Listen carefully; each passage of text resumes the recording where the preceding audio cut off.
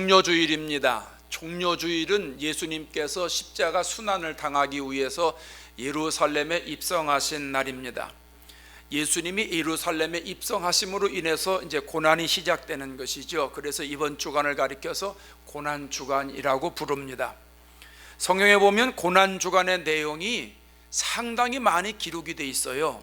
3년간 공생애의 기간 중에 고난주간의 그 내용이나 또 예루살렘에 입성해서 재판을 받으신 내용이나 십자가에 달려서 돌아가시는 내용들이요, 그 분량이 굉장히 많아요. 그만큼 중요하다는 거예요. 예수님이 이 땅에 오신 목적을 이루시는 기간이기 때문에 그렇지요. 오늘 본문은 예수님이 예루살렘에 입성하실 때에 여러 사람들에게 환대받으시는 모습입니다. 오늘 본문에서도 우리는 예수님의 모습에서 이 구속사적인 의미를 찾을 수가 있습니다. 오늘 예수님의 모습, 종려주일의 예수님의 모습을 보면서 우리의 신앙 자세를 다시 한번 확립하고 우리가 어떻게 신앙생활을 할 것인가, 그 자세를 배우고 깨닫는 거룩한 시간 되기를 바랍니다. 첫째로 예수님은 나귀를 타고 입성하셨습니다. 5절에 가면 시온 딸에게 이르기를 네 왕이 네게 임하나니 그는 겸손하여 나귀 곧 멍에 매는 짐승의 새끼를 탔도다 하라. 예수님이 나귀를 타셨다고 하는 것은 겸손하신 예수님을 말해줍니다. 겸손하신 예수님, 겸손을 보여주신 예수님을 말하는 거지요. 예수님이 두 제자에게 맞은편 마을로 가서 나귀를 끌어오라고 그러죠. 제자들이 가서 나귀를 끌어오는데 예수님이 타고 이제 가시는 거지요. 나귀는 평화, 겸손을 상징하는 동물입니다. 구약 성경에 왕이 등극을 해서 성에 입성할 때 나귀를 타고 가는 풍습이 있었습니다. 다윗의 뒤를 이어서 솔로몬이 왕이 되잖아요. 이 솔로몬이 기온샘에 가서 기름 부음을 받는데 그때 다윗의 나귀를 타고 들어가는 것을 보게 됩니다. 예수님이 나귀를 타고 가신다고 하는 오늘 본문 말씀은 사실 구약의 예언이에요. 그래서 오늘 5절은 스가랴 9장 9절의 말씀이에요. 스가랴 9장 9절에 이렇게 말합니다. 시온에 따라 크게 기뻐할지어다, 예루살렘에 따라 즐거이 부를지어다. 보라, 네 왕이 내게 임하나니, 왕이 임했다는 겁니다. 그는 공의로우시며 구원을 베푸시며 겸손하여서 나귀를 타시나니 나귀의 작은 것 곧 나귀 새끼니라. 그러니까 예수님이 나귀를 타고 예루살렘에 입성하셨다는 것은요, 예수님이 평화의 왕으로 오셨다 하는 걸 가르쳐 주는 거예요. 하나님 주시는 샬롬을 이루시는 왕, 여기 평화는 피스가 아니에요. 샬롬이에요. 샬롬. 하나님 주시는 평화, 이 하나님 주시는 평화를 이루기 위해서 예수님이 예루살렘에 들어가신 겁니다. 이것이 종려주일의 예수님의 모습입니다. 예수님의 겸손의 모습을 가장 잘 표현해 준 것이 빌립보서 2장 6절 이하 말씀이라고 생각을 해요. 그는 근본 하나님의 본체시나 하나님과 동등됨을 취할 것으로 여기지 아니하시고, 자, 그가 누구예요? 예수님. 그 예수님은 하나님과 본체예요. 예수님이 하나님이라는 거예요. 예수님이 하나님과 함께 하셨다는 거죠. 예수님이 하나님과 동등된 분이라는 거예요.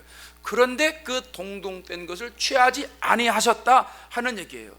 지극히 높으신 하나님인데 하나님과 같은 격이 있는데 같은 위치인데 그거 버렸다, 이런 얘기입니다.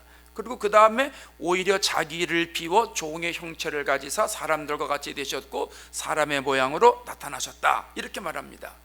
거룩하신 하나님이 종의 형체를 가지고 사람의 모양으로 나타났다는 거죠. 우리와 똑같은 사람의 몸으로 오셨다는 거죠. 육신을 입고. 그러면서 그 다음에 뭐라고 그러냐 하면 자기를 낮추시고 죽기까지 복종하셨으니 곧 십자가에 죽으심이라. 예수님의 겸손은 어디까지인가? 자기를 낮춰서, 여러분, 하나님이 인간이 되는 것처럼 낮아지는 게 어디 있어요? 그런 낮아짐은 없어요. 그러니까 상상을 초월하는 낮아짐입니다. 하나님이 인간으로 오시는 그 낮아짐, 그것뿐만 아니라 십자가에 죽으셨다는 거예요. 예수님의 겸손의 절정입니다. 십자가에 죽으셨다는 거예요. 여러분, 겸손이라는 건 뭐예요? 나를 낮추고 상대방 높이는 거죠. 자기가 한 걸 드러내지 않고 상대방을 높이는 게 겸손이에요. 하나님이신 분이 이 땅에 오셨어요. 거룩하시고 존귀하신 그분이, 온 우주 만물을 만드시고 통치자이신 그분이 이 땅에 오셔서 낮추셔서 죽기까지 복종하셨어요.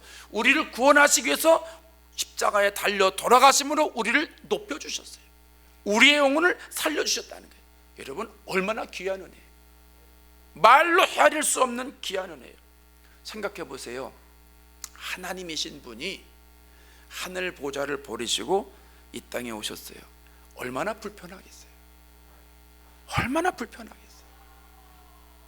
제가 지난달에 한국에 열흘 갔다 왔잖아요. 가서 느끼는 거는요, 불편해요. 미국 생활 17년 살았는데 17년이 뭐 짧다면 짧고 길다면 길은데, 그런데요 17년 살은 이 몸이 한국 가서 사니까요 열흘밖에 안 있었는데 무지 불편해요. 교통시설 편의도 무지 불편해요. 우리는 이제 자동차 문화니까 자동차를 타고 어디 가면 바로 주차장에다 놓고 가서 일 보고 물건 사다가 다시 차에다가 집어넣고 다시 또 운전하고 오니까 편리하잖아요. 그냥 한국 가니까 이제 대중교통을 이용합니다. 지하철을 타고 다니는데요, 가는 데가 날마다 다르잖아요. 기도원 가서 있을 때는 꼼짝없이 뭐 거기 있지만 이제 나와서 누구도 만나고 일을 보러 다닙니다. 이 일 저를 보러 다니는데 여기서 가서 자고 그 다음 날은 또 저기를 가야 되니까 보따리를 싸갖고 다니는 거예요. 까만 가방 갖고 다니면서 지하철 타고 버스 타고 계단 내려다니고 너무 불편한 거예요. 너무 불편해. 뿐만 아니라요, 내 집이 아니니까 재워주는 데서 자야 되잖아요. 때로는 방바닥에서 자야 되거든요. 너무 불편해요. 등바닥이요, 이걸 뭐라 그러죠? 너무 딱딱한 거예요. 잠을 깊이 잘 수가 없어요. 깊이 잘 수가 없고, 또 어디 침대에 가서 자도 이게 너무 불편한 거예요. 여러 가지로 불편하더라고요. 하늘 영광 버리고 하나님의 보좌에 계시던 분이 이 땅에 오셔서 얼마나 불편하겠냐는 거예요. 하나님이 하나님으로 살지 않으시고 인간으로 되셔서 인간의 몸으로 인간이 하는 대로 사시니 얼마나 불편하냐는 거예요. 우리가 멕시코 단기 선교 가서 하는 것도 불편하고요, 애리조나 인디언, 호피 인디언 선교하는 것도 거의 4, 5일밖에 안 되는 건데도 그거 불편한데, 하나님이신 분이 인간의 몸으로 오시는 게 얼마나 불편하냐는 거예요. 사람은 누구나 자기 지위에 맞는 대우를 받고 살잖아요. 근데 하나님이 하나님 대우를 받으셨어요. 이 땅에 오셔가지고 멸시받았어요. 천대받았어요. 버림받았잖아요. 사랑하는 제자에게 저주까지 받으셨어요. 예수님 십자가에 달려 돌아가실 때 베드로가 모른다고 저주하면서 맹세하잖아요. 나는 그를 알지 못하느니라. 세상에 이런 법이 어디 있습니까? 로마 군병들에게도 수치를 당합니다. 옷을 다 벗깁니다. 홍포를 입힙니다. 가시관을 띄웁니다. 가시 면류관 씌우는 거죠. 그것도 예수님께 침 뱉습니다. 머리를 때립니다. 예수님이 힘이 없어서 그렇습니까? 그런 모든 수치를 당합니다. 지나가던 사람들에게 모욕을 당하잖아요. 지나가는 사람들이 머리를 설레설레 흔드는 거예요. 그리고 예수님을 모욕하는 거예요. 만약 하나님의 아들이면 내려와라는 거예요. 십자가에서 내려오라는 거예요. 종교 지도자들에게 수치를 당하잖아요. 십자가에서 내려오라는 거예요. 그럼 우리가 믿겠다는 거예요. 강도에게도 수치를 당합니다. 예수님 십자가에 달려 들어가실 때 양편에 강도가 있었는데 한편 강도가 예수님 욕하잖아요. 도저히 참기 어려운 수모고요, 고통이고요, 모욕이에요. 멸시천대를 받으면서 십자가에 달려 돌아가셨어요. 이게 예수님의 겸손이에요. 예수님의 겸손. 여러분, 우리는 예수님의 겸손을 배울 수 있어야 돼요. 겸손이 무엇인지 깨달을 수 있어야 돼요. 그저 나는 낮아지고 상대방을 높이는 그 정도 겸손이 아니라는 거예요. 죽기까지 사랑하시는 겸손이에요. 우리를 죄에서 구원하시기 위해서 십자가에 달려 돌아가시기까지 물과 피를 전부 쏟으면서 돌아가시는 그 겸손. 예수님이 섬기러 오셨다고 그랬잖아요. 뭘 섬겨요? 사람들의 영혼을 섬기는 거예요. 영혼을 살리는 거예요. 그래서 십자가에 달려 돌아가신 거예요. 이 영혼을 섬기는, 영혼을 구원받기까지 섬기는 예수님의 겸손을 우리가 소유해야 될 줄로 믿습니다. 요즘 사순절 특별 새벽기도회 갖고 있는데 예수님의 성품에 대해서 하나씩 공부하고 있거든요. 9가지 성품을 얘기하고 있는데, 왜요? 우리가 그 예수님의 겸손으로 물들고 싶어서, 예수님의 성품으로 물들고 싶어서, 예수님의 성품이 우리 안에 철철 넘치고 싶어서, 내 안에서 예수님의 향기가 드러나는 삶이 되었으면 좋을 것 같아서 우리가 그걸 하지 않습니까? 에베소서 4장 2절에 모든 겸손과 온유로 하라고 그랬는데, 이 겸손과 온유는 통하는 거예요. 예수님이 나는 마음이 온유하고 겸손하니, 예수님의 성품이 온유고 예수님의 성품이 겸손이잖아요. 그러니까 오늘 우리들도 이 종려주일에 겸손하신 예수님의 모습을 소유하고 우리의 신앙생활에서 늘 예수님을 드러내 보이는 겸손한 신앙생활을 소유해야 될 줄로 믿습니다. 두 번째로, 예수님은 무리들에게 찬송을 받으셨습니다. 9절에 보세요. 앞에서 가고 뒤에서 따르는 무리가 소리 높여 이르되 호산나 다윗의 자손이여 찬송하리로다. 주의 이름으로 오시느니여 가장 높은 곳에서 호산나 하더라. 이것은요, 영광을 받으시는 예수님, 영광을 받으시는 예수님, 이런 뜻입니다. 제자들이 나귀를 끌고 왔어요. 자기들의 겉옷을 나귀 등에다 얹어요. 예수님이 타셨어요. 많은 사람이 그 모습을 보더니 자기 겉옷을 다 길에 펴요. 그리고 예수님이 거길 지나가세요. 어떤 사람들은 나뭇가지를 꺾어서 흔들어요. 어떤 나무지요? 종려나무, 밤추리. 우리 교회도 예배당에도 장식해 놨잖아요. 저 뒤에도 있고 여기 앞에도 여기 밤추리 가지 있잖아요. 이걸 손에 들고선 이제 환영하는 거예요. 막 흔드는 거죠. 그리고 사람들이 소리를 높이는 거예요. 호산나 다윗의 자손이여 찬송하리로다. 소리를 높이는 거예요. 여기 소리를 높였다고 하는 언어는 크라조인데요, 한번 외우시는 게 좋아요. 크라조, 따라할까요? 크라조. 자주 쓰는 언어입니다. 이 크라조의 뜻은 소리 지르다, 부르짖다, 외치다, 이런 뜻이에요. 이게 언제 이 단어를 썼느냐 하면, 맹인 바디메오가 예수님 오신다는 소식을 듣잖아요. 그리고 소리를 지르죠. 다윗의 자손이여 나를 불쌍히 여기소서. 다윗의 자손 예수여 나를 불쌍히 여기소서. 이때 소리 질렀다는 게 크라조예요. 또 하나만 더 소개해드리면, 예수님이 십자가에 달려 돌아가시기 전에 이제 재판을 받으시잖아요. 빌라도가 재판을 해보니까 죄가 없어요. 그래서 내가 어떻게 했으면 좋겠냐 그랬더니 많은 사람들이 뭐라 그래요? 무리들이 십자가에 못 박아라, 십자가에 못 박아라 이러잖아요. 그때 이 사람들이 소리 지른 거, 이게 크라조예요. 그러니까 크라조의 의미가 어떤지 여러분 감이 오시는 거죠? 그러니까 사람들이 뭐라고 그랬다는 거예요? 큰 소리로 호산나 다윗의 자손이 했다는 얘기는요, 소리를 높여서 그냥 우리가 일반적인 톤으로 한 게 아니고요, 높여가지고 다윗의 자손이여 찬송하리로다, 다윗의 자손 찬송하리로다, 이 큰 소리로 외쳤다는 거예요. 호산나라는 말은요, 호산나라는 말은 구원하소서 이런 뜻이에요. 구원하소서. 그러니까 합치면 어떻게 돼요? 호산나 다윗의 자손이여 찬송하리로다 하는 얘기는 우리를 구원해 주시옵소서 이런 말이거든요. 우리를 구원해 주세요, 우리를 구원해 주세요, 우리를 구원해 주세요, 이렇게 큰 소리를 외쳤다는 거예요. 여러분, 이거는 예수님이 어떤 분인지를 알게 해주는 거예요. 예수님은 영광을 받으실 분이라는 거예요. 예수님은 하나님과 본체이시기 때문에 예수님이신 하나님이 영광을 받으실 분이라는 이야기입니다. 성경에 보면요, 영광이라는 단어는 하나님을 표현할 때 사용했어요. 하나님을 드러낼 때 표현했어요. 하나님이 오실 때 영광이라는 표현을 했어요.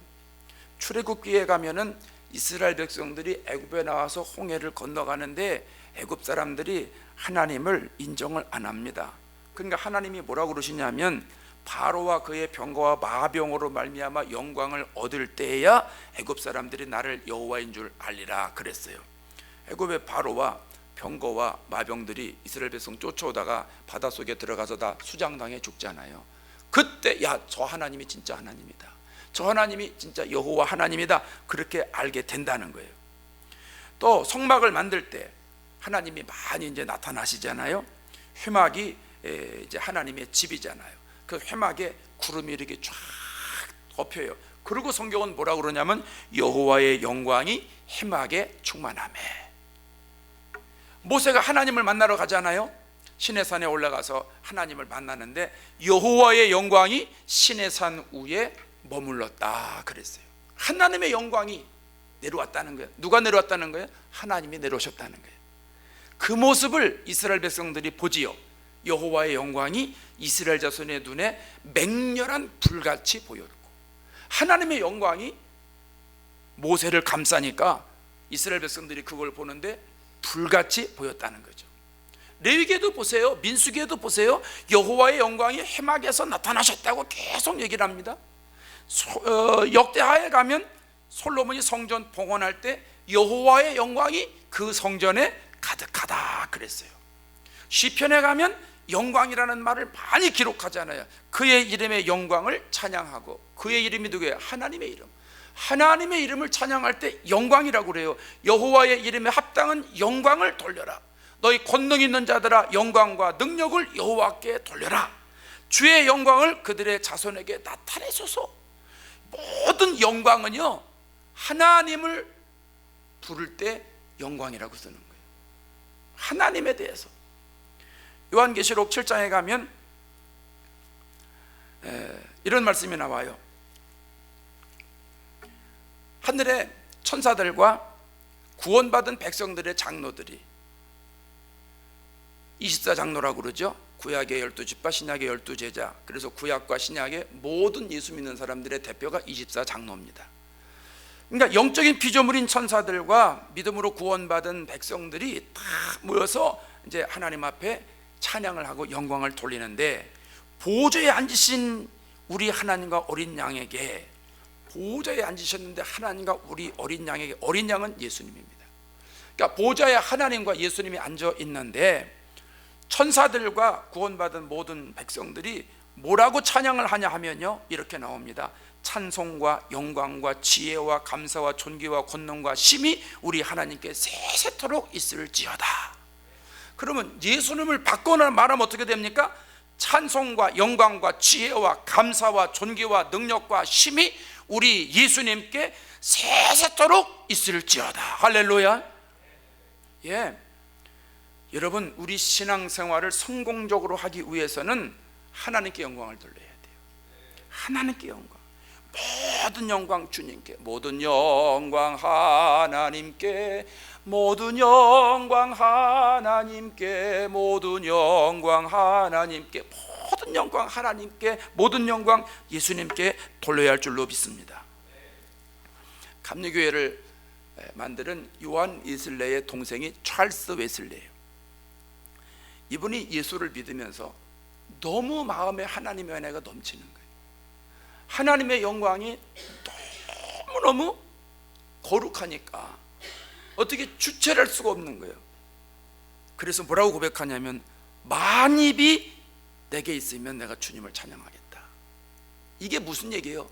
하나님의 영광, 그 거룩한 영광을 찬양하는데 입이 만 개가 있어도 부족하다는 거예요. 어떻게 말로 해낼 수 없다는 거예요. 그래서 우리 이렇게 찬양하잖아요. 만입이 내게 있으면, 만입이 내게, 한번 해봅시다. 찬송 23장 1절만 한번 해봅시다.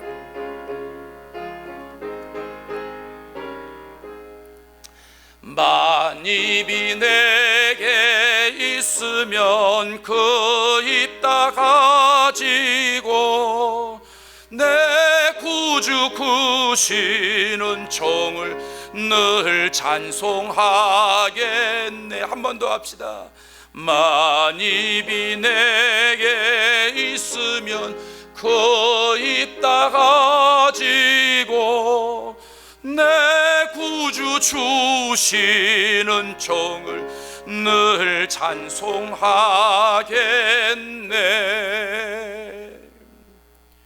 우리가 예배 시작하면서 하나님 앞에 찬양할 때 뭐라고 그래요? 모든 영광과 존귀와 능력 받아달라고 찬양하잖아요. 모든 영광과 존귀와 능력 받으소서. 누가 받아야 돼요? 예수님이 받아야 돼요. 하나님이 받아야 돼요. 여러분, 영광이라는 단어는요 사람에게 붙여지는 단어가 아니에요. 오직 하나님에게만, 오직 예수님께만, 오직 성령님께만 붙여지는 단어예요. 어떤 사람들이 이걸 몰라서 저한테요, 가끔 어떤 사람들이 그래요. 아, 목사님 영광입니다 그러는데, 아니요, 큰일 날 소리요. 영광이 아닙니다. 영광은 하나님께만 할 때 하는 거예요. 하나님께 영광이란 하나님께 영광. 제가 우리 성도들에게 주님이 하신 일을 말씀을 드리면서, 내가 이렇게 했는데 주님께서 나에게 힘을 주셔서 내가 이렇게 했다고, 모든 건 주님이 하셨다고, 모든 건 주님이 하셨다고, 내가 그 얘기 안 하다가 하나님 앞에 혼나가지고 그 얘기 이제 계속하고 노트북에다가 하나님 주님이 하셨습니다, 주님이 하실 겁니다 다 붙여놓고 아주 그냥 머릿속에 그냥 탁 바뀌도록 하고 신앙 고백으로 나오고 뭐 이렇게 해서 요즘 이렇게 살아간다고, 주님이 하셨다고 주님이 하셨다고 이제 이렇게 말씀을 드렸더니요, 교인들 만나면 어떤 교인들이 그래요. 목사님 주님이 하셨습니다, 목사님 주님이 하셨습니다. 어서 많이 듣던 소리인데, 예, 교인들도 은혜가 전염돼 갔어요. 벌써 주님이 하셨다는 걸 빨리빨리 깨닫는 거예요. 그리고 정말 보니까 이거 주님이 하신 거예요. 그래서 주님이 하셨다고 고백하는 거예요. 얼마나 감사한지 몰라요. 여러분, 모든 일은 주님이 하셨습니다. 주님께 영광 돌려야 됩니다. 주님께 영광, 예수님께 영광, 하나님께 영광 돌리는 저와 여러분 되기를 바랍니다. 헤로드 왕이 자기가 영광을 다 가로채가지고 벌레에 먹혀서 죽었잖아요. 하나님이 베풀어 주신 은혜 우리가 다 가로채가지고 내가 다 영광 받으면 내 영혼이 죽는 거예요. 그렇기 때문에 오늘 우리들은 예수님께서 주신 은혜, 하나님 주시는 베풀어 주신 이 모든 은혜에 영광을 하나님 앞에 돌리는 믿음의 고백이 있어야 됩니다. 예수님께서 예루살렘에 입성하시면서 우리들에게 영원토록 찬양과 영광을 받으실 분이라고는 사실을 가르쳐 주시는데, 앞으로 여러분 신앙생활 하시면서 영원토록 예수님께 찬양과 영광을 돌리시는 신앙생활로 승리하시기를 바랍니다. 세 번째로는 예수님이 예루살렘에 들어가셨다고 그랬어요. 10절에 보세요. 예수께서 예루살렘에 들어가시니. 이것은요 천국으로 인도하는 예수님을 말해줍니다. 천국으로 인도하는 예수님. 예루살렘은 당시 이스라엘의 수도였잖아요. 살렘이라는 말은 평화라는 말이에요. 평화. 그러니까 예루살렘이다 하는 말은 평화의 성읍이다, 평강의 성읍이다, 이렇게 말합니다. 예루살렘 도성을 우리가 뭐라고 그러냐면 거룩한 도성이라고 그래요. 거룩한 도성. 왜 거룩한 도성이에요? 거기에 하나님의 인재가 있고 하나님의 역사하심이 있고, 예루살렘은요 천국을 예표하는 도성이었어요. 천국을 예표하는 도성. 그래서 예수님이 공생에는 갈릴리에서 사시다가 십자가를 지시고 구원 사역을 이루기 위해서 예루살렘으로 들어가시는 거예요. 결국은 우리의 구원 사역을 이루고 나중에 어디로 이끄신단 말이에요? 천국으로 이끄신다는 얘기예요. 예수님이 이 땅에 오셔서 여러 가지 말씀하셨는데요, 가장 많이 말씀하신 게 천국이에요. 제일 먼저 공생에 사시면서 천국이 가까웠느니라 말씀하시죠. 예수님이 오셔서 하신 일을 세 가지라고 그러잖아요. 크게 가르치고 천국 복음을 전파하고 질병을 고치고. 천국 복음을 전파했다는 거예요. 그래서 심령이 가난한 자는 복이 있다, 천국이 그들의 것이다 말씀하잖아요. 의를 위해서 박해를 받는 자 복이 있다, 천국이 그들의 것이다 말씀해요. 나더러 주여 주여 하는 사람마다 천국에 들어가는 게 아니야. 하늘에 계신 내 아버지 뜻대로 행하는 사람이 천국에 들어가는 거야. 천국의 중요성을 얘기하잖아요. 마태복음 13장에 가면 천국의 비유를 계속해서 들어 말씀하시는데, 천국은 마치, 천국은 마치, 천국은 마치, 천국은 마치, 계속 천국에 대해서 얘기를 하세요. 천국은 좋은 씨를 제 밭에 뿌린 사람과 같다고 그랬어요. 천국은 겨자씨 한 알과 같다고 그랬어요. 천국은 누룩과 같다고 그랬어요. 천국은 감추인 보화와 같다고 그랬어요. 어떤 사람이 밭에 감춰진 보화를 발견했어요. 이렇게 귀한 게 여기 있네. 그리고 파묻어두고 집에 갔어요. 자기 재산을 다 팔아가지고 그 돈을 가지고 그 밭을 샀어요. 뭘 샀다는 거예요? 천국을 샀다는 거예요. 보화를 샀다는 거예요. 그 정도로 천국이 중요하다는 거죠. 마태복음 20장에 가면 또 천국에 대해서 계속 말씀을 합니다. 천국은 마치, 천국은 마치, 천국은 마치 계속 하면서 포도원에 들여보내려고 이른 아침에 나간 집주인과 같다는 거예요. 천국이 혼인잔치를 비쁜 어떤 인구가 같다는 겁니다. 천국이 신랑을 맞으러 나간 열 처녀와 같다는 겁니다. 천국이 마태복음 28장 중에서 천국에 대한 말씀이 25장이나 나와요. 25장에만 나오는 게 아니고 25장씩이나 나와요. 그러니까 천국에 안 들어가 있는 장은 몇 장밖에 없어요? 3장밖에 없어요. 그만큼 예수님은 천국에 대해서 중요하게 여기시고 말씀을 하셨다는 거예요. 요한계시록 21장에 가면 새하늘과 새 땅에 대해서 말씀을 하시는데 모든 눈물을 닦아주신다고 그랬어요. 천국에 가면 사망이 없다고 그랬어요. 애통하는 것이 없어요. 곡하는 것이 없어요. 아픈 것이 없어요. 요한계시록 22장에 가면 천국에 대해서 또 말씀하고 있는데 수정같이 맑은 생명수 강을 쫙 하나님이 보여주시면서 천국이 이렇다는 거예요. 그리고 강 좌우에 생명나무가 있는데 12가지 열매를 다 맺게 된다는 겁니다. 달마다 그 열매를 맺게 된다는 겁니다. 다시는 저주가 없다는 겁니다. 밤이 없다는 겁니다. 등불과 햇빛이 없다는 겁니다. 이 태양, 이 달, 천국에는 여러분 있을 필요가 없어요. 하나님 자체가 광채시기 때문에 천국은 필요 없는 거예요. 값없이 영생수, 생명수를 주신다고 말씀하셨어요. 그게 천국이에요. 그게 새하늘과 새 땅이에요. 그런데 안타깝게 오늘날 현대 교회의 비극 중에 비극은 천국 신앙이 소멸되어 간다는 거예요. 천국 신앙이 흐리흐리해진다는 거예요. 우리의 목적지가 다 다르다는 거예요. 세상 사람들이 얼마나 이 땅에 대해서 관심이 많아요. 육신의 정욕, 안목의 정욕, 이생의 자랑, 여기에 파묻혀서 지내는 사람들이 얼마나 많아요. 무엇을 먹을까, 무엇을 입을까, 무엇을 마실까 걱정하지 말라고 예수님 말씀하셨는데 우리는 뭘 먹을까, 무엇을 마실까, 무엇을 입을까 얼마나 걱정을 많이 합니까? 설교를 해도요, 설교를 들어도요, 윤리적인 설교를 하도 많이 들어서, 복받는 설교를 하도 많이 들어서, 형통신앙에 대해서 너무 많이 들어가지고 육신이 듣기 좋은 설교를 많이 들어서 이제는 천국의 설교를 하면 귀에 안 들어와요.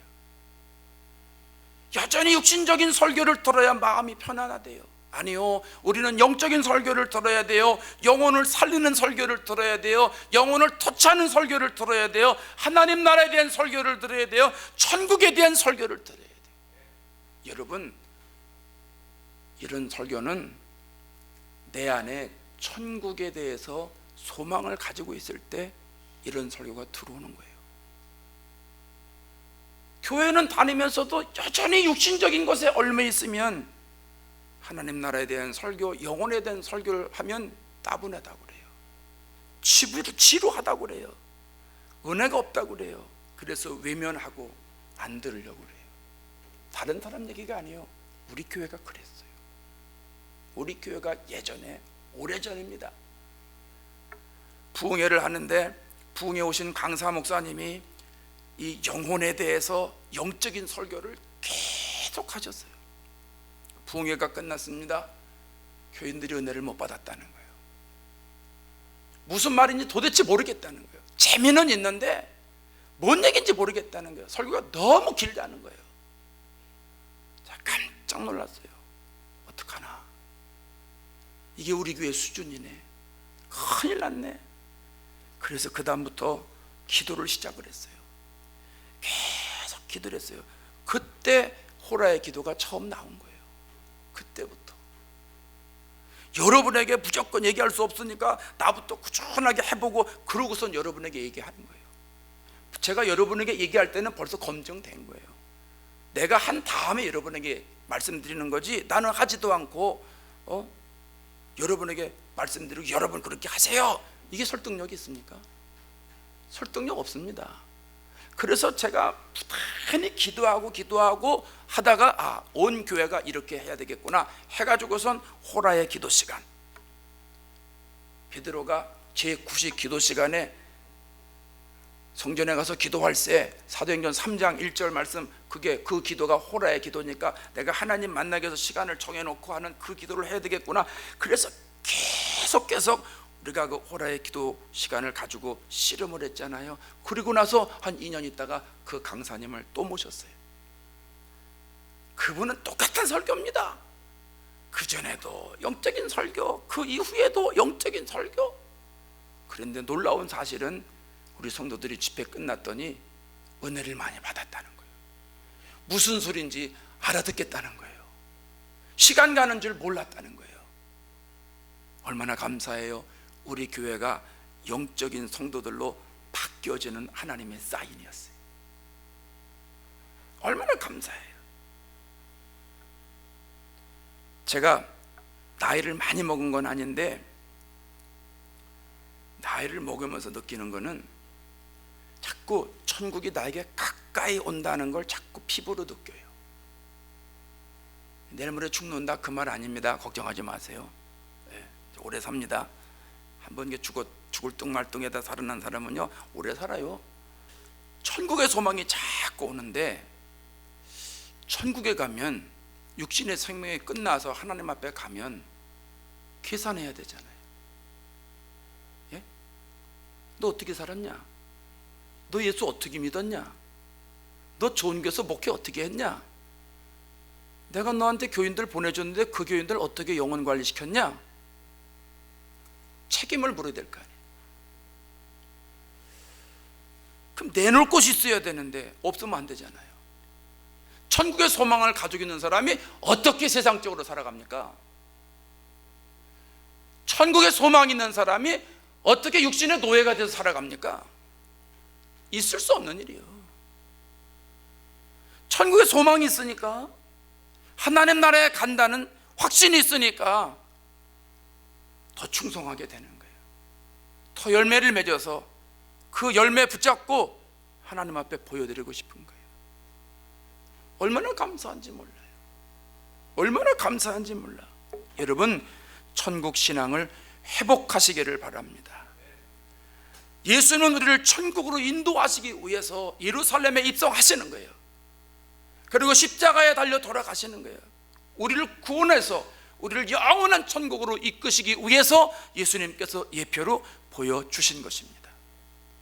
사랑하는 여러분, 예수님은 종려주일에 나귀를 타고 예루살렘에 들어가셨는데, 거기에는 깊은 영적인 뜻이 있습니다.